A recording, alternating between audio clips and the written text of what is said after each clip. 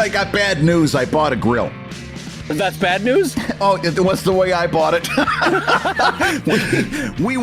we had gone to an appliance store that's kind of an independent mom and pop appliance store because our at the same time our grill went down, our stove went down. And this has been driving my wife, who does a lot of cooking and is passionate about cooking.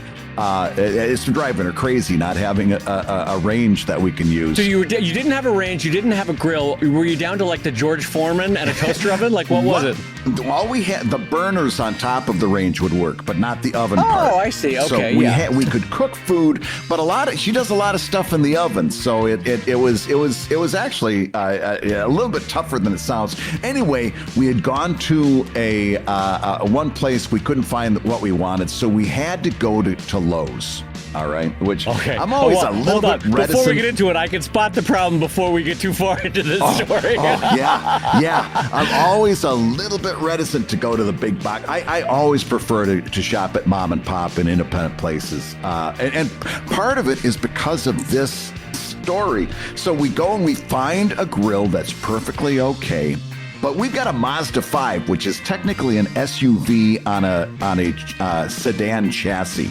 It's like between somewhere, not quite an SUV. It's got a good sized back storage space, but I'm not sure I can fit it. So I'm talking to this kid, Jared. And I'm like, I want this grill, but I'm not sure I can fit it.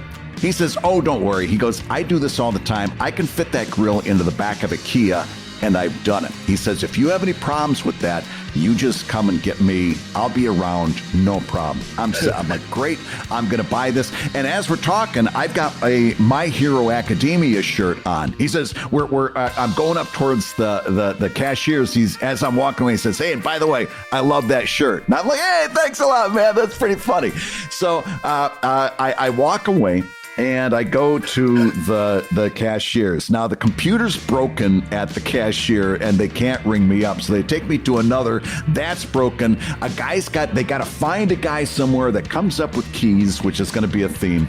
Unlocks this other computer. Then they can ring me up. They get me all rung up, and I go to the front where they've got all these grills put together out in the parking lot. You take yours from whichever model you bought, and you put it in your car. But of course, to keep people from stealing them, they've got these bicycle locks all the way threaded throughout the legs. Oh, yes.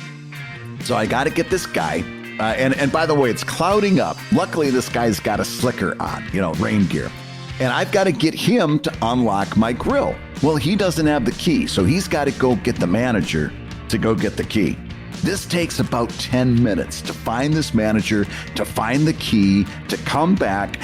When they finally come back and unlock my grill, it's pouring down rain. It is just cats and dog sheets, right? I'm standing there in my soaking wet My Hero Academia shirt that was so cool a few minutes ago. This guy's got a slicker on, but he's shooting death rays at me through his eyes because now he's got to help old man Geiger get his grill into the back of a Mazda 5, and it doesn't fit. The fucker doesn't fit. So I'm like, but that's okay. I said, that's okay. All we got to do, I was told in there by another guy, all we got to do is a little bit of stuff, and with a screwdriver, we can get this in. And he looks at me and says, I don't know how you're going to do that. I'm like, but the kid inside said. So then we go back to the manager. Wait, was the problem that the guy didn't have a screwdriver at a Lowe's? Is that the problem? Oh, yes. As a matter of fact, that's going to turn into a thing. So now we go back to the manager, and the manager says, what? I'm like, literally, you could take this one shelf off and slide it right in. Yeah, I don't know how you're going to do that. He says, what you can do is we can give it to you in a box, and you can take it home and assemble it. Now, I am not that man. And there's something really difficult being a man who is not mechanically inclined, not mechanically gifted, especially among other men, because it's emasculating to sit there and say, I don't know how to build things, I can't build things. David, when I get a hammer in my hand, my wife calls me lightning, because I never strike twice in the same place. But I can't build things. I can't build things. And there's two other huge giants of men. Well, you got a screwdriver. You know how to screw it. Lefty loosey, righty tighty. You've got a penis that swings back and forth. You can build things. And I'm like, yeah, of course I can build things. I'm looking at my wife like, I can't build things. And we'll go get it for you in a box. You can take it home. You'll put it right together. I don't want to do this, but I also don't want to sit there and admit that I don't want to do this because they're going to give me a noogie, give me a wedgie, and throw me out in the parking lot. So, okay, go get it in the box. I'll take it home. Oh, fuck my life. So now he goes up to this old guy and he says, hey, this guy needs a unit, boppity beepity, and you got to get it from the back in the warehouse, bring it out in the box. He's going to take it home and build it. The old guy says, oh, yeah, sure, boss. No problem, boss. I'll get right on that, boss. No problem, boss. Boss walks away. He looks at me and he says, I got 3 people in front of you. You see that patio set up over there with the soft chairs? Go sit down. This is going to take some time. Fuck me. I don't want the box. I don't want to wait for the box. I've already been there for 20 minutes at this point, not getting my grill. So now I'm sitting there. I'm just grinding my teeth into dust, grinding my teeth. I hate my life. And then Jared walks by. And remember Jared, my anime friend? I'm like, hey, anime friend, remember me? I bought the grill. They can't fit into my car, and I've got it bigger than a Kia, and they still can't fit it, and I need you. Please. He comes over to me. He says, what's the matter? He says, they can't fit it in my grill. He says, 4 screws. All it takes is 4 screws. You detach the grill from the legs, and it's done. And he says, stay right there. Tell the guy not to bring it to you in the box. And he says, I'll be right back. I got to find a screwdriver. 6 hours later. Literally, it took him 15 minutes to find a screwdriver in a Lowe's. At a Lowe's. He says, I'm sorry. Nobody's got a goddamn screwdriver. And then he comes out and he unscrews it. And he was right. 4 screws it took. It took 4 screws. And this thing fit in the back of my car. Well, the top half fit. I don't know if the bottom half fit because they locked that back up with the bike chain. And now to get the legs, I've got to find the manager with the key again. And it takes another 15 minutes to find him, at which point the old guy comes out and I say, oh, by the way, the guy with the box? Okay. Yeah, he goes, don't cancel the box. Don't go looking for the box. I don't want to send you on a wild goose chase. We figured out how to get it and I feel terrible. I haven't seen you, but I don't want you to be back there looking at the box. He looks at me and says, who are you again? No. So at 15 minutes, the fucking manager comes back with the key, unlocks it, gives me my legs. I thank Jared profusely. I wring out my shirt and get in my car, and we take the grill home, and we have a grill, but I swear to God, it cost me about 3.5 years of my life. I imagine you sliding into the driver's side seat of that car, right? You close the door, you hear the pitter-patter of rain on your windshield, and it's just you quietly sobbing for 5 minutes before you turn the key. And on that note, I'm going to say, with huge thanks to our sponsors for this week, Lowe's, more saving, more doing. I'm going to tell you, hello, everybody, and welcome to Comic Lab, the show about making comics. And making a living from comics, I'm Brad Geiger, the author of the Webcomics Handbook and the creator of Evil Inc. And I'm his pal Dave Kellett, cartoonist of Drive and Sheldon and co-director of Stripped. And this week's Hour of Comics Advice is made possible by your support at patreon.com/comiclab. And a reminder to everyone that you could be watching us streaming live each week as we record the show for our Comic Lab Live Gab friends. And there's a concurrent chat running alongside the stream where we answer your questions before, during, and after the show. And if you happen to miss the live stream for Life, Love, or Learning, it is archived each week so you can watch the stream later. So do join us over at Patreon. And Dave, let's talk comics. Let's talk comics, my friend. We've got a big show for everybody. Some of them really unique questions, some we've never had before, which is always fun after 5 years in terms of entirely new ranges of questions. That we haven't even seen. All right, Brett, our first question comes in over at patreon.com/comiclab and says, hi, comics dads. My 5-year-old loves drawing comics and knows about my Pro-Am comics life. He constantly pumps out all sorts of wonderful comics and even did a mini comic for my comic and then asked if he could sell it. I do mostly local cons and craft shows, and he's been asking about selling his comics with me at the shows. Outside the concerns of how crayons don't print well, did you ever have your kids asking to table with you at shows? What age do you think makes sense, if any, for kids to be table partners with their parents? Thanks for the swell show. So, Brad, this is one of the questions, like, I don't know that we've ever had anything even approaching this kind of question. So this is a fun one for us because it's totally unique. And I'm fascinated, Brad, to hear your answer to this one. Well, first, let me preface it with this. You are a good person, question asker, whomever you are. You're a good parent. And your heart is as big as a house. You're a wonderful, wonderful person. All right. This is a terrible idea. It's got heartbreak written all over it, but your heart is in the right place. I get where you're coming from. You want to see your kid excited and thrilled about things. But oh my gosh, I cannot discourage you strongly enough. And I've got lots of reasons. Okay, here's I think I lean towards this, and I'm sort of curious that let's lay it out for us. What are the reasons you have for it? Because I think I lean the same way. Well, here's the first reason.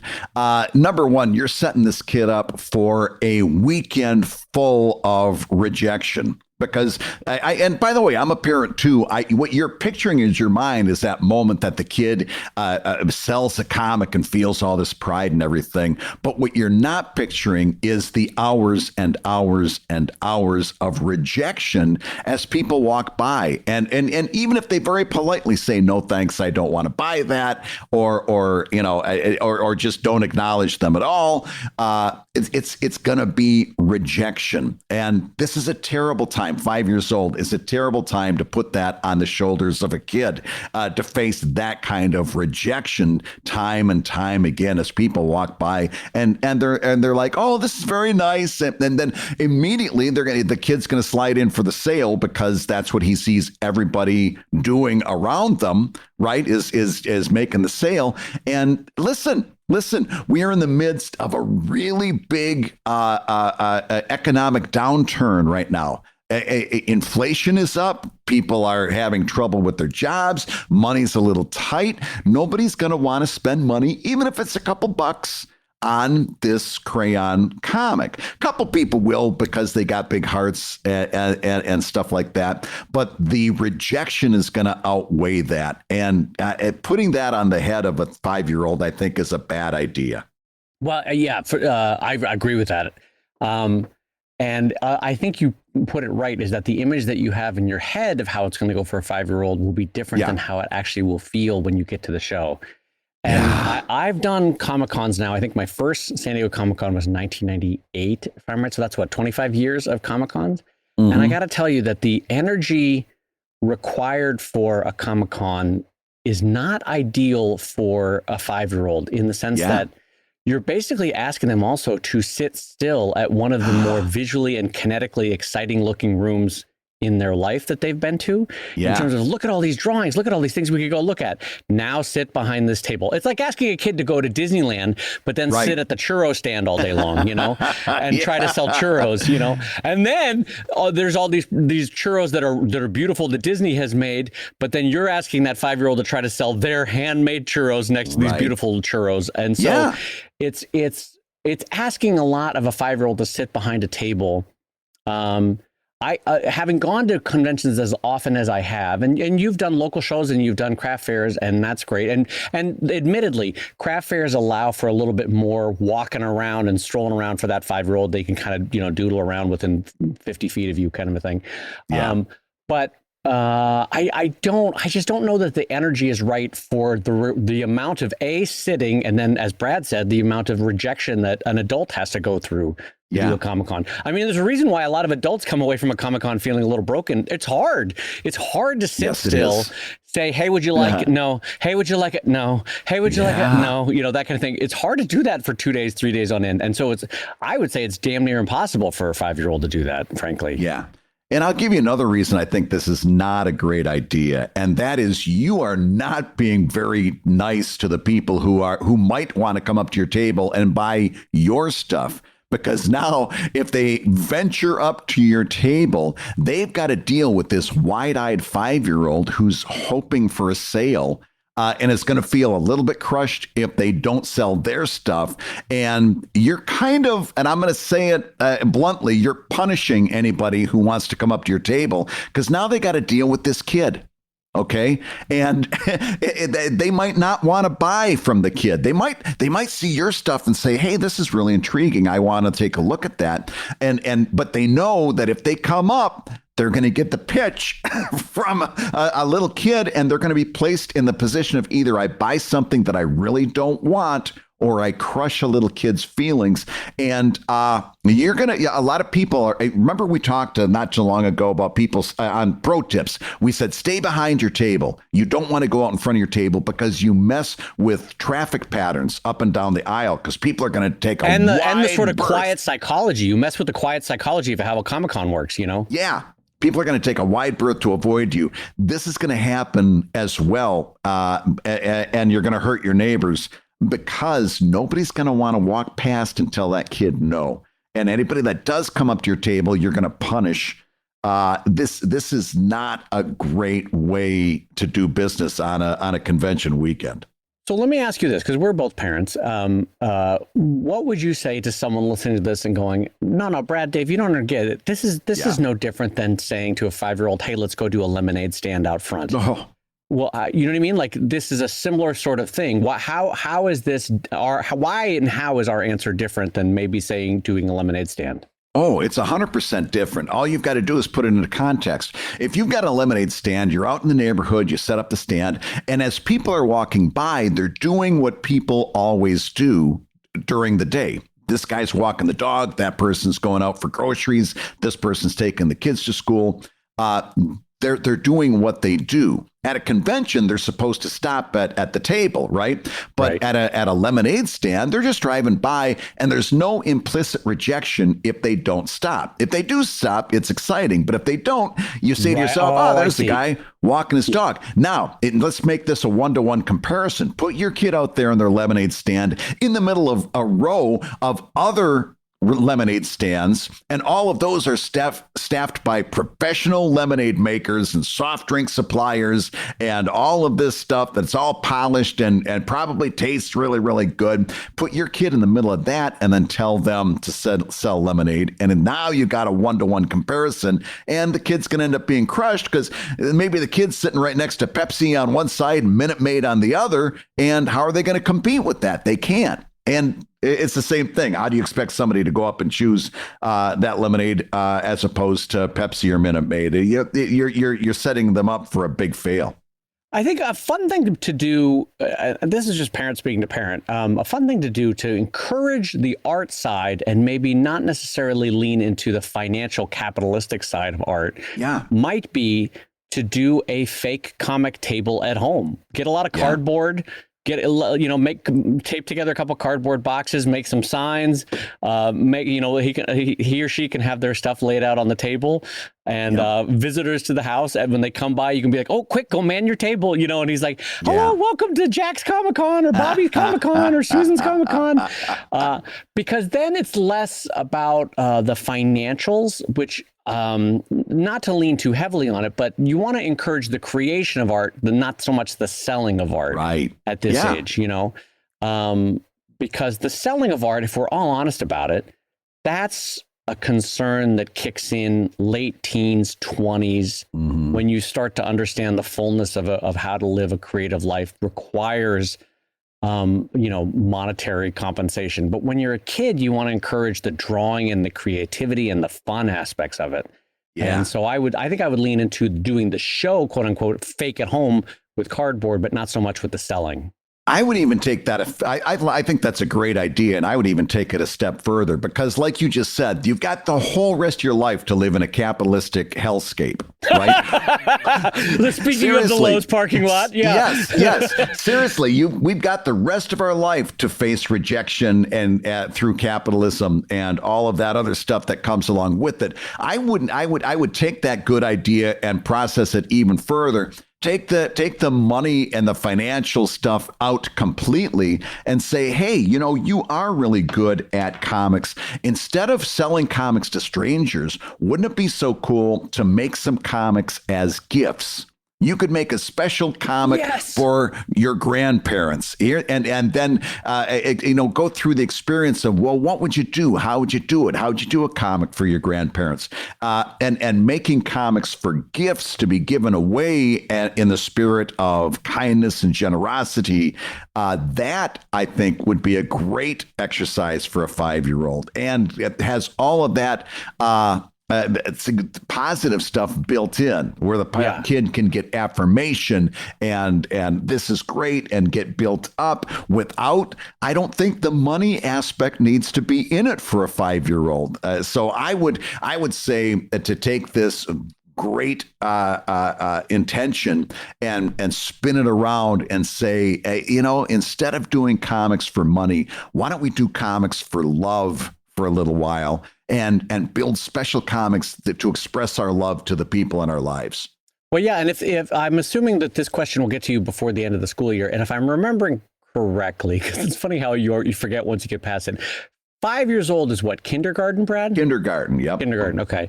So, there is nothing but good in making comics, doing the little staples, and stapling together little mini comics and bringing them into kindergarten and gifting them to all your friends. And you can just email the teacher or give him or her the heads up, the day before, being like, hey, my little one's going to bring in gifts. Is this okay?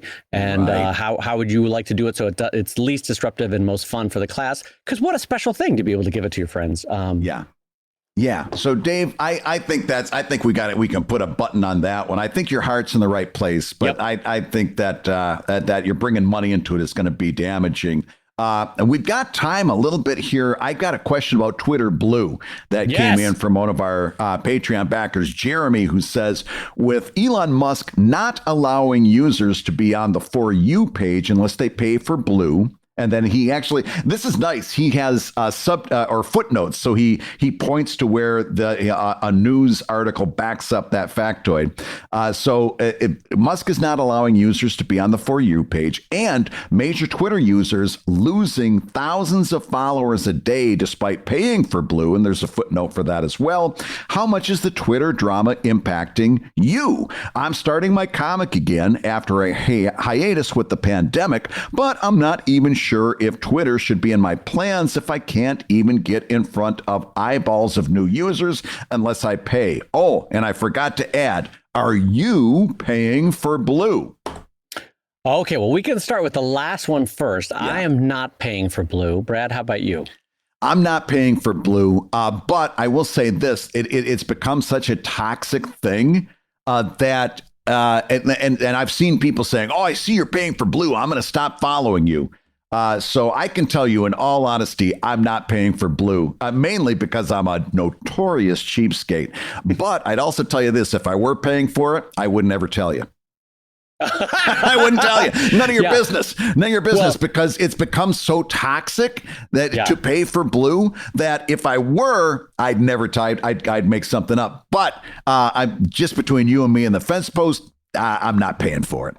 By the way, the fence post absolutely knows what's up. Don't pretend like the fence post doesn't know. That's exactly right. No, I agree with you. It was so telling to me, and in a funny way, that Twitter actually found a way very quickly to hide the fact that people were paying for Twitter Blue, because that was actually happening. That enough of us were antagonistic about it. So as far as let's jump back real quick to our 2023 predictions, and we had predicted, because right around that time. It was about 2 months into the purchase of Twitter, I think, at that point. Yes. Or maybe 1 month into the purchase of Twitter. Anyway, we're now in month 5 or month 6 of Musk's ownership of Twitter. And just think about everything that's gone wrong in 6 months. And I think our prediction, Brad, was that he would probably be in some way, shape, or form exiting from a now destroyed Twitter after a year. And we're looking pretty good on that prediction. That I personally still think that the husk of Twitter is going to be sold on to either Peter Thiel or one of the big 3 or 4 corporations or the House of Sod or something. I'm not sure who's going to buy it, but it's going to be a husk of what it was about a year from now. Because he just can't service the debt. And it keeps coming back to that. There's no way he's going to service the debt. Advertisers have fled. The German government is rightfully coming after him with a bunch of fines. The EU in general is coming after him with fines. The U.S. government, not so much, but the creditors will have their day. And anyway, it doesn't even matter the numbers, but let's say I have around 9,000, 10,000 followers. I see myself losing about 5 to 10 followers every week to 2 weeks. Right. It's just a slow but consistent stream. And I can see what's happening is that enough people are like, really? NPR left? Really? BBC is leaving? Really? CBC is leaving? PBS is leaving? Like, you can see all these different trusted, valued media sources being labeled as state-owned or state-controlled. That's bullshit. What's going on there? And so you're like, to heck with it. And then you also see, like I'm seeing, just increasingly bonkers and either racist or nationalist ads, and you're like, what is this on my feed? I don't want any of this.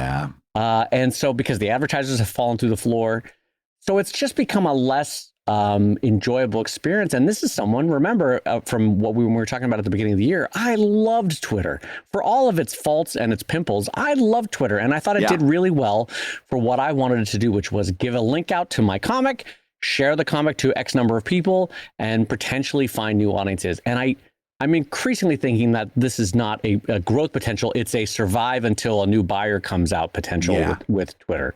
No, I agree with everything you said, especially what I read was that the German government hit them with fines that total to more than what the company is worth at this point. Right? Is that what it was? Yeah. Oh, God. And also with all the news organizations left, pretty soon you're going to have it'll be all the any kind of factual information will be gone, and it'll leave us with basically your uncle's Facebook feed. Right. Just nothing but crap and drama and memes that don't add up and, all this stuff. So here's the question that Jeremy's asking. Coming back to comics today, should he be building on Twitter? And I'm going to say, ironically, yes. And I'll tell you why. Because it's still a huge group of people that already have a buy-in. That it's still one of the top ways people communicate with each other.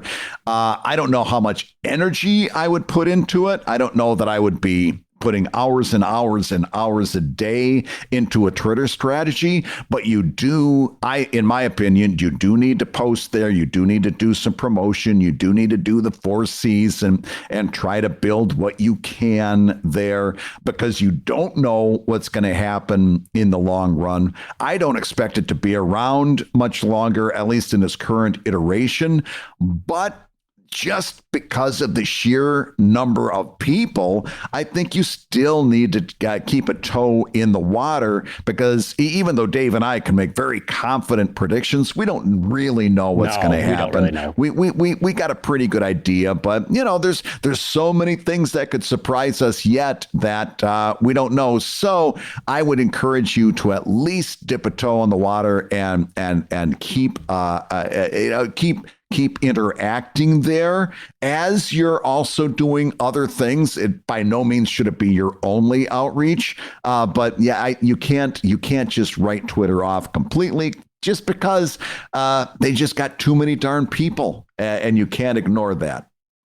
Yeah, and I in general I agree with that. Is that in part of your process of putting the comic up on your website, which if you remember is what we always recommend is your central hub. Yes. You continue to do whatever seems to be working for your system. Is it Reddit? Is it Instagram? Is it Twitter? Is it MailChimp? Is it Facebook? Is it different form? Some people do LinkedIn. Some people do Pinterest. Some people do there's all sorts of different ways you can do it. But the idea is to syndicate that one comic, sort of self-syndicate to different social media feeds, always trying to push people back, nudge people back towards your website and your mailing list, because those you can own and control and continue on, even if the platform starts to restrict or governor your readers or in any way falls apart like Twitter is doing. I will say I'm finding good success in mentioning every time that I tweet, or damn near every time that I tweet, that you can go to my mailing list. And I will say that for every week, I'm losing about 5 to 10 people on Twitter, right? I'm slowly diminishing. every week on MailChimp, I'm gaining about 5 to 10 people on MailChimp. Yep. That can't be Yep. an accident that's matching up that quickly, right? And none of these numbers on their own, by the way, are gangbusters. It's not like losing 5 to 10 people is going to ruin my business. It's not like gaining 5 to 10 on my mailing list is going to save my business. But you do this over the course of a year, every week, adding 5 to 10 people on a mailing list. That's not nothing. You know, that helps out the next time I go to Kickstart. I have a direct line to those now 520 people or so, you know?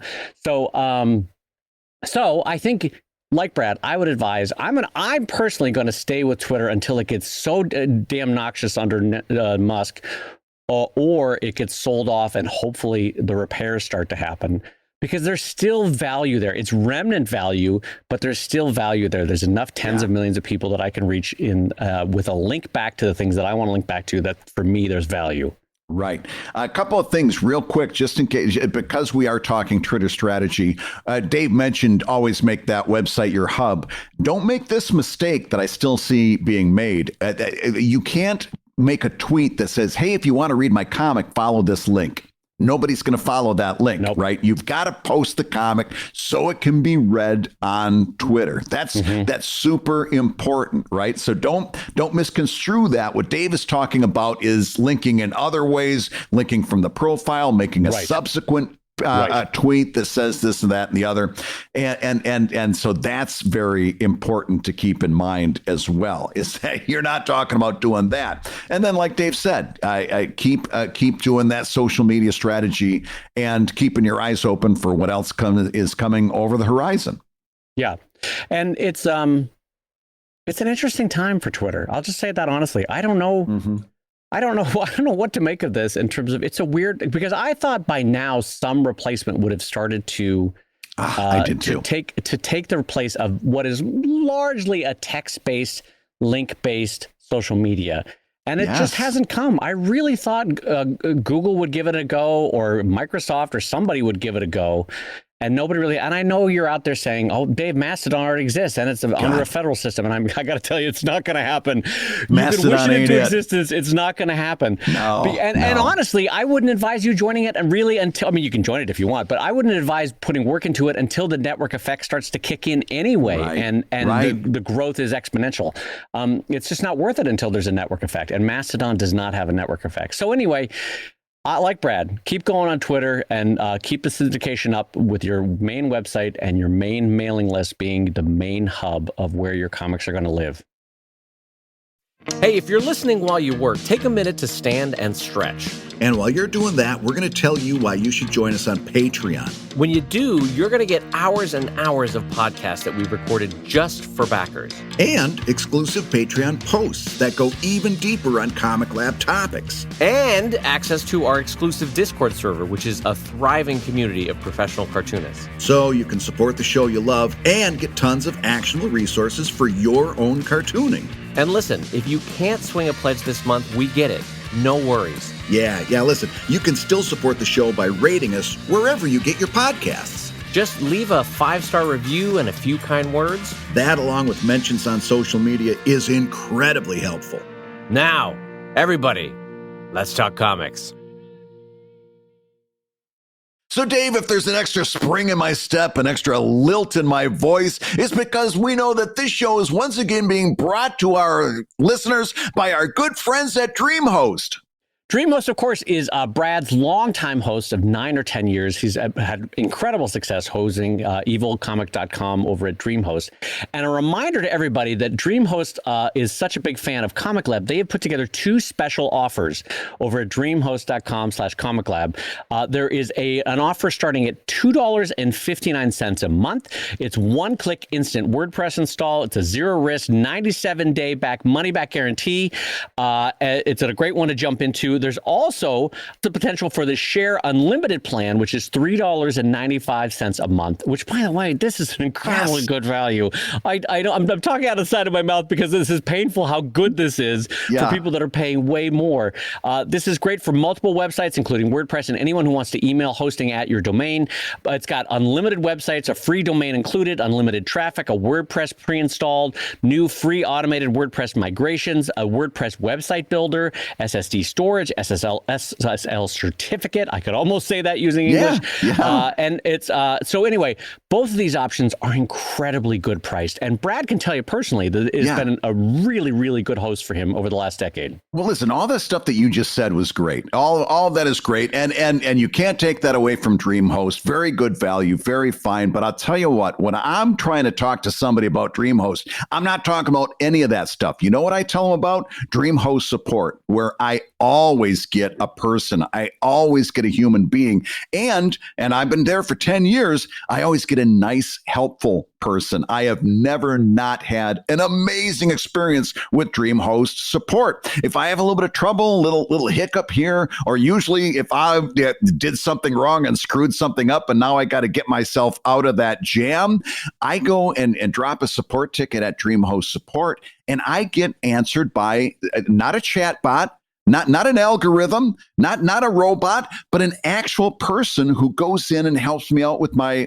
trouble. And it's never not been amazing. So listen, all that hosting stuff, email, this and that, that's great. That's fine. And it's good. You can't take that away from DreamHost. The reason you're going to stay with DreamHost is because of their support team. So do check out dreamhost.com/comiclab. Two incredible offers, $395 and $259 a month are the two starting options. And boy, I cannot emphasize enough how good that pricing is. And also, as Brad said, I've seen it where Brad goes in requesting a little help from DreamHost saying, hey, I think I messed this up. They go in, they not only fix the thing, but they go, hey there, champ, it looks like you also clicked about 7 things you shouldn't have clicked. Do we have your permission to fix your mistake? And Brad's like, oh, I'm in a real pickle. Yeah, if you could fix that for me, that'd be great. So dreamhost.com/comiclab. And Dave, it's time for us to do a couple updates. I'm going to start us off with one right here, and it's because it's been driving me crazy. You folks are driving me crazy. We got to have a talk, and it goes like this. There's a difference between thumbnailing and penciling, and that's the update this week. Is that that's there's a the difference. Update? It's Brad's upset. Yes, you're making me crazy. Okay, so listen, we did a show a little while ago that said, and part of it was because we put the title on that we did. It was nobody does thumbnailing. So of course, when we do that show, people lined up out in the streets on social media, in the Patreon comments, on the Comic Lab Discord, and they said, you're wrong, Brad. I do thumbnailing all the time. I'm doing and then they post, and what they're posting is pencils. Okay, so we've got to talk about this because here's the deal. The reason we said, nobody does thumbnails is that people should do thumbnails, and they don't. They skip that step. And all you folks who keep telling me that you're doing pencils, and it brought to a head today because somebody posted a Twitter thread where somebody says, hey, take a look at these thumbnails, and they were using Clip Studio models. That's not a thumbnail. That's closer to pencils because you basically use those models to do your inking from. Those are pencils. Thumbnails and pencils are two different things. We've got to get some terms right here. Words mean things because it's making me crazy. So I'm going to ask Brad to give a better definition of thumbnailing, but first I want to describe for everyone Brad's physicality as he was answering this question.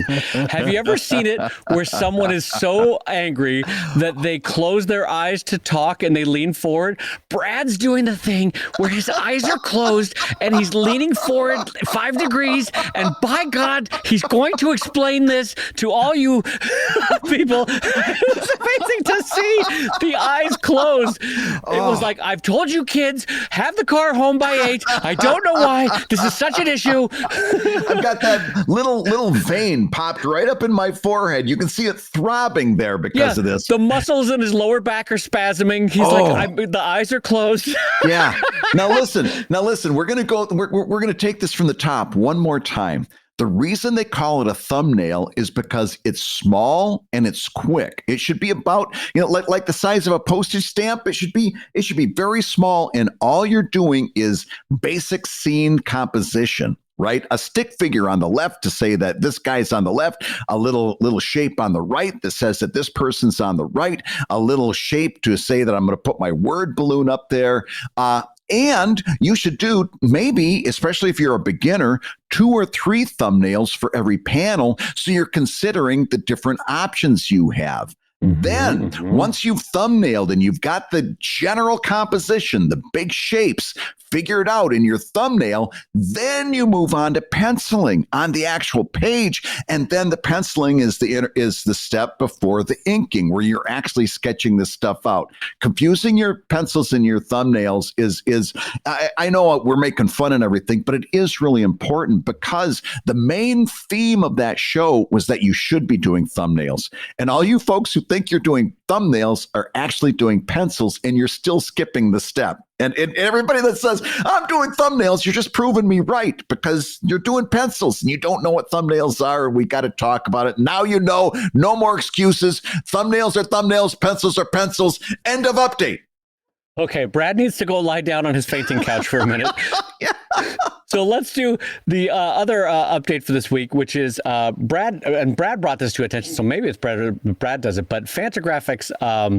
This is a whole story building off of the thing we were talking about last week about why are you choosing to go with a publisher if you are doing all the work, and really examine what they're bringing to the table versus the cut that they are taking, and should you be self-publishing? So Brad, you're probably better suited to jump in. I know you wanted to go on your fainting couch as well for this one. Yeah, I was going to go on the chaise lounge for a little while, but I'm back. I can rally. And I'm not going to drag the person, because listen, they're making, they are where they are, and it's not necessarily their fault. It's a bigger issue. So I'm not going to get into naming names, but this person went out on social media and said, hey, I had a book through Fantagraphics. It came out, and yes, it was during COVID, but it's been a year and they've only sold 4 books. And listen, we've got to sell more books than that, or else, I'm not going to get re-upped for, future volumes of this book, and so on and so forth. And so this person, this poor cartoonist, is going out on social media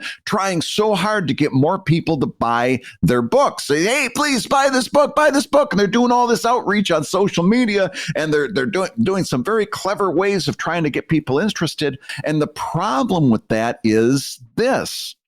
That is Fantagraphics' job. That's the reason that Fantagraphics is taking a big cut out of every sales of that book. Their job is marketing and promotion. And if they're going to lay that on you, then guess what? You're a self-publisher. You just don't know it yet. That's what self-publishers do. I do that all the time. I'm a self-publisher. Yeah. I go out there and I say, hey, buy this book. I need you to buy it because of this and because of that. And it's a good book, and so on and so forth. If you are doing the promotion and the marketing for the book, why are you letting that company take such a big chunk of your sales? If you're going to be a self-publisher, be a self-publisher. Now, that I don't mean that you shouldn't go out there and help out and do promotion on your own behalf. But at some point, if the publisher's not delivering the sales and you got to do the promotion to boot, there's a problem. And listen, here's the good news, because I actually genuinely don't even know who this cartoonist is, because Brad brought this story to me. And in the conversation, we didn't even talk about who it was, because it doesn't matter. No. Here's where I know this person came from.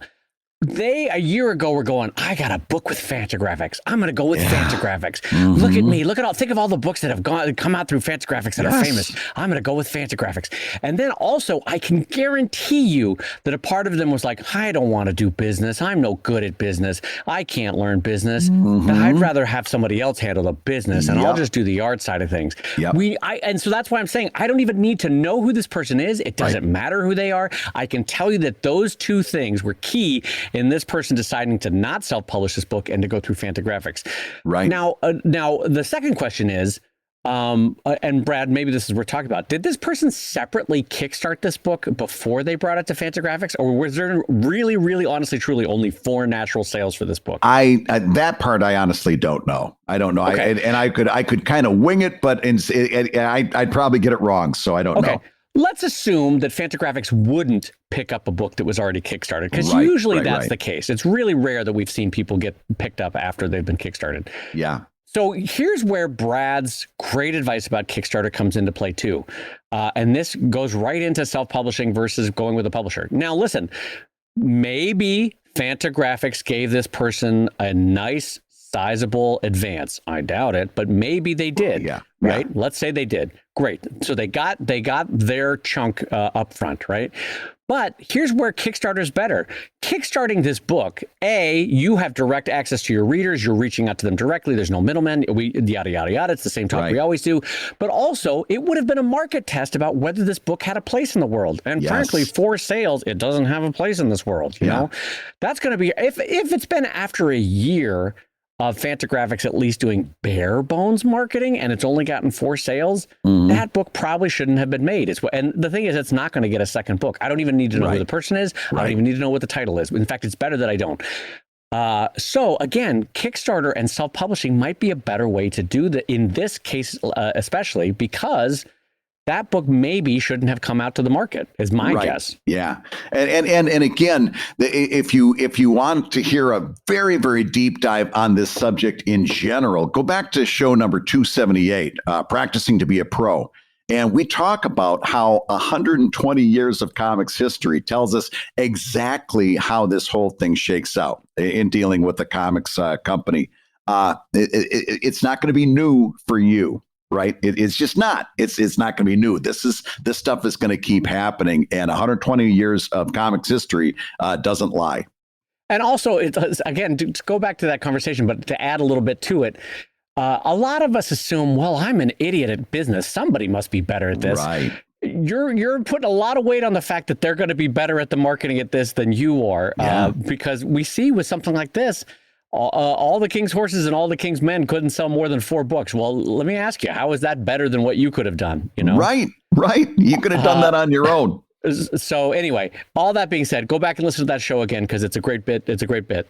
Fantastic. So, Dave, we've got another question from one of our Patreon backers. This one comes in from Austria, our friend Helfried, who says, "Hi, comics cousins. I have a fun question, and it's this. How badly and how often should I hurt my characters to satisfy the, quote, Bruce Willis syndrome, unquote?"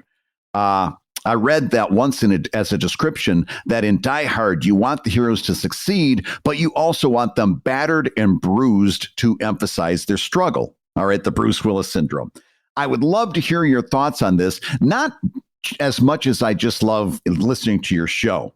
Thanks for the entertainment, Helfried from Austria. So, Dave, the Bruce Willis syndrome, how badly should you want to just beat up on your characters? This is what's funny. It's as a phrase.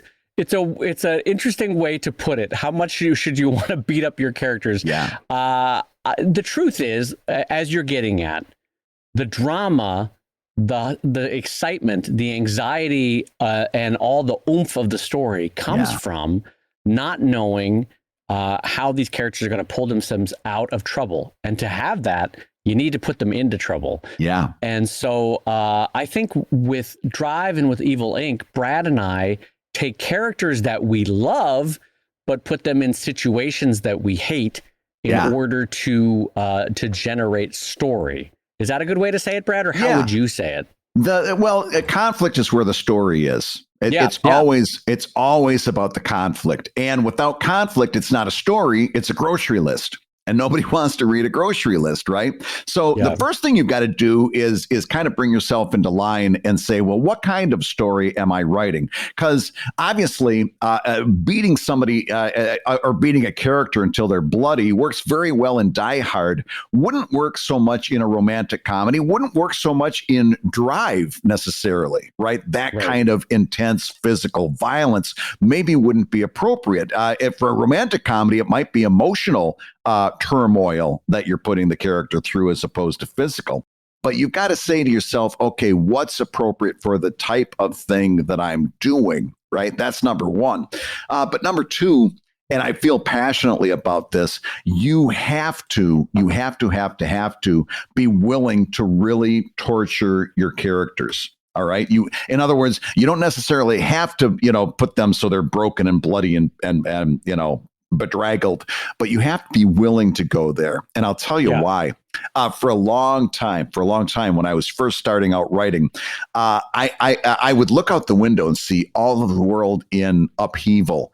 and then I would come into my nice little world that I had created, and I had a real a yearning to make everything turn out okay. I wanted this character to be okay. I wanted that character to be okay. I wanted my characters to make smart decisions, right? Well, listen, smart decisions don't make good stories. We've never had a good story that came out of somebody making smart decisions. All the good stories are out of terrible decisions. And think about Brad pulling in the Lowe's. Terrible decision. Terrible decision. And so that's where we talk about characters that have a flaw. You can have a great character, a wonderful character, but they've got to have a flaw that leads them to making a decision that's bad. And that, because that's where the conflict is, and that's where the drama is. I didn't get to be a better writer until I was really willing to put my characters through the ringer. Yeah, and I want to focus specifically on Brad saying at the outset of this is think about what kind of story you're telling, right? And partially, I think why Brad said that is there's also gradations of stakes. Yeah. Some stakes in some stories are incredibly high. Yeah. Some stakes aren't that high at all, but it's still conflict and it still makes for good story, right? Yeah. So a TV showrunner friend of Gloria, my wife, said something like, the stakes for drama are, we've got 4 minutes before the bomb's going to go off, right? That's the stakes for drama. The stakes for a sitcom are, you got the wrong birthday cake? You know? Yeah. Like, those are the stakes, but it's still conflict and it still makes for story because, like, you know, we can all imagine Modern Family or Friends or something where buying the wrong birthday cake, oh no, what are we going to do? You know, and then it's a whole madcap adventure to get the right cake. But so you just have to know what level your stakes are at in terms of putting your characters through pain. Do Monica and Chandler have to go mad dashedly looking around New York for a different cake? Those are the stakes. That's the pain you're putting them through, right? Yeah. Do your characters have to go mad dashedly go across New York to disarm a bomb? Those are the stakes for your story. That's the conflict that they're in. But they both need conflict in order to have story. Yeah, it's so great that you brought up stakes because that's a little bit of a tangent to this conversation. Sometimes we, as writers, we don't do a good job of communicating our stakes. And I want you to listen to this. I was telling this in my storytelling class just yesterday. Listen for if-then statements, right? If we don't get to the store in time, then the birthday party is going to be ruined, right? If-then statements, that they're used all the time in storytelling, and they're for one really important reason: to remind the audience what the stakes are, because the stakes are the risk. Right. And sometimes, especially TV writers will account for this coming back from a commercial break. They'll put one of those if then statements coming back from a commercial break. Right. So we can use this as well if we're writing something that breaks down into chapters, or if we're, like on the web where there's always breaks between our work. There's different ways than we can do that, if not in the comic itself, maybe in the post that accompanies it, right? If this doesn't happen, then these are the stakes. Emphasizing the stakes are a really good part of writing. And sometimes new writers, and I know this, I did this all the time. I'm like, well, I already told them what the stakes were. 25 pages ago, I told them what the stakes are. Well, listen, they're not sitting there taking notes. Your readers are not taking notes. Sometimes you've got to find interesting, subtle, and graceful ways of reintroducing those stakes. And that's true both with installment fiction, which is what we're doing. We're telling our stories in installments. Same thing that Arthur Conan Doyle did with Sherlock Holmes, right? He told those stories in installments. Yeah. But it's also true with long form stories, which is why in the middle of the third book of The Lord of the Rings, you'll have Tolkien also having if-then statements from Frodo or Pippin or Gandalf, just subtly reminding you, like, if we don't do X, then Sauron is going to do Y, and like you already knew what the stakes were, but you kind of forget because you get comfortable with the conflict. You get comfortable with what the stakes are. And you forget, like, oh no, actually this is direly serious that they accomplished this, And so a quiet reminder now and again, sometimes with a character that's a walk-on, sometimes with a character that needs to be brought back into the scene. Those are great ways to remind the readers that there are heavy if-then possibilities for conflict and stakes in the story. Yeah, and just in general, I guess the theme here is that you have to be willing to go there. right? You have to be willing to really take. You have to be willing to go. I don't know why that made me laugh. Oh, I went there. Yeah, exactly. Yeah, I'm always going there. But you got to be willing to do this. And by the way, that's true for comedy. Okay, here's what I'm going to say. In drama, you have to be willing to blow up the city. All right. And in comedy, you kind of got to be willing to do the same thing within the same range. You have to be willing to go to the nth degree to make that punchline work. You might end up writing that punchline and then saying, oh, that's a bit harsh. I'm going to dial it back, right? We're at a 13. I'm going to dial it back to an 11. It's a little bit much, right? But you have to be willing to go to a 13 first. Hey, hell, and to be honest with you, just between you and me, having read a lot of pro-am comedy, the problem isn't getting to a 13. The problem is you're at a 4 and you need to get to a 8 and a 9. You haven't pushed far enough, but you have to be willing to push that concept to go all the way. And so when you're asking, do I have to be willing to beat up my readers? You've got to be ready to just put them through the ringer, to just torture them, because that's where the good stories are. Yeah. And also putting them through that conflict, putting them through the ringers, as Brad says, it will have knock-on effects for further storytelling, because if it's truly going to a 10 or 11 or 12 or 13 in terms of consequences, it has ripple effects to the rest of your story. Whereas if you're throwing a small rock into a pond, tiny little ripples. But if there's big, serious conflicts and pain that can come someone's way, for example, Marvel with the Avengers, they blew up New York, right? In the first Avengers movie, right? Yeah. Great stakes for that movie, had a really satisfying ending, but also the stakes were so big, the pain that those characters went through was so huge that it rippled out into making an entire Hawkeye show, if you think about it. That also related to the destruction of New York. It related to that Spider-Man movie with the Vulture. That also related to the destruction of New York, because the Vulture got his stuff from. What I'm saying is, when stories go there, as Brad says, when stories take it to a pain level that's high enough, there are ripple effects that continue to go out in your storytelling. So you'll actually find that if your character goes through a great traumatic event, way later in chapter 20, that might have an even bigger ripple that you hadn't foreseen yet, which is lovely because they went through that painful moment and came out brighter on the other side, Yeah. Well, listen, speaking about stakes, as long as we're going to talk about stakes, I got one more thing to say about them, and that's this. I got a couple of steaks that I need to go out and put on that brand new grill, so we got to wrap up this show so I can say you've been listening to Comic Lab, the show about making comics and making a living from comics. Your hosts have been my friend, local grill master in Philadelphia, PA, Bradley Geiger, the editor of webcomics.com and the creator of Evil Inc. at evilcomic.com. And my good friend, Dave Kellett, the co-director of the comics documentary Stripped and cartoonist of Sheldon at sheldoncomics.com and Drive at drivecomic.com. And the Comic Lab theme song is used with permission from Andy Creighton at theworldrecord.net. And this episode was edited by Matt Woodard of Woodsong Productions over at www.woodsong.media. If you love Comic Lab, you can rate and review the show on Apple Podcasts, and you may hear your review featured on a future episode. And don't forget, give us a 5-star review on Spotify, where we are burning up the podcast charts. And Comic Lab is made possible by your support at patreon.com/comiclab. So we'll go ahead and say that twice. Patreon.com/just a screwdriver. Could I just get a screwdriver, please? I'm standing in the rain outside of a hardware store and no one has a screwdriver.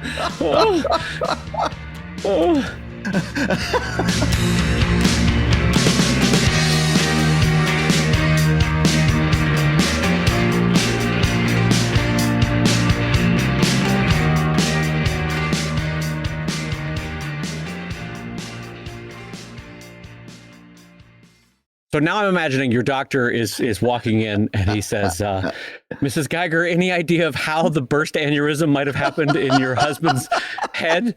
And I think it was about thumbnails, doctor. I think he was closing his eyes and talking about thumbnails again. It's his own personal Vietnam. He can't stop talking about it. Meanwhile, the doctor just thinks I had a really bad manicure.